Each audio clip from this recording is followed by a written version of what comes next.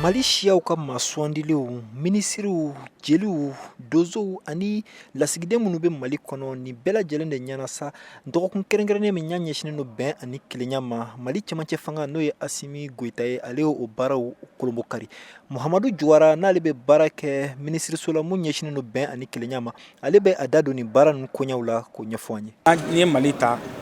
diversité bɛ yen n t'a dɔn n b'a fɔ cogo min bamanankan na c'est à dire que an ka siyaw ka ca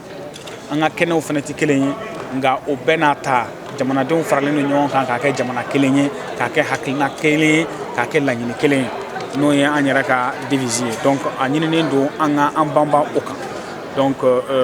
bɛɛ ka to i yɛrɛya la nka an ka jɛ ka kɛ kelen ye. Burama Sumano ni kɛnɛ in kan ale kuma ta Bamako dugutilakaw u tɔgɔya la ale hakilinata ye mun ye ka ɲɛsin nin dɔgɔkun kofɔlen in ma an ka o lamɛn. Nisɔndiya don jigiyasigi don nisɔndiya don munna bɛn ni keleya Mali y'o jamana de ye sigi ka kuma jamana don balimaya furuɲɔgɔnya kalimaya nimɔgɔya sinfoya nin bɛɛ jamana don bon nin fɛn fɛn y'a filɛ ka fɔ nin bɛɛ sigila ka bɛn ne dilan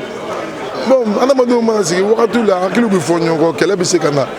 fɛn fɛn nana Mali la sigi ka kuma y'a bɛɛ ɲɛnabɔ wa an b'o sigi ka kuma kɛnɛ kan.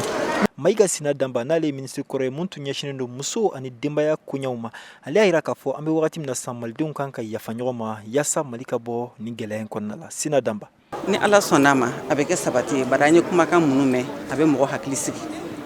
jamanakuntigi ye min fɔ ani ministre de la réconciliation ye min fɔ fo ka taa se mɔgɔ ye kuma min ta kɛnɛ in kan bɛɛ y'a jira k'a fɔ bi malidenw mago bɛ fɛn min na o ye bɛn ye k'an bolo di ɲɔgɔn ma ka yafa ɲɔgɔn ma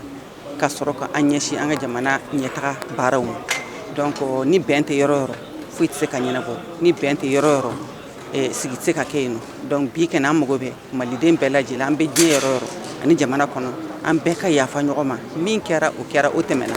an ka o datugu an ka tɛmɛ ni kura ye. Cɛmancɛ fanga ɲɛmaa yɛrɛ n'o ye Asimi Goita ye nin kɛnɛ in kan a ye kuma ta ka ɲini malidenw fɛ u ka nin dɔgɔkun ye u ka lawaleya bɛn ani kelenya u ka se ka na kɛrɛnkɛrɛnnenya a y'a laɲini kulu minnu fɛ minnu tɔgɔ ko groupe signataire de l'accord de paix minnu tun ye maramafɛnw ta ka kɔrɔ ko bɛɛ lajɛlen ka jɛ ka tigɛ ni ɲɔgɔn ma ka se ka na ni bɛn ye Mali kɔnɔ. Mohamed Daɲoko VOA tɔgɔ la ka bɔ Bamakɔ.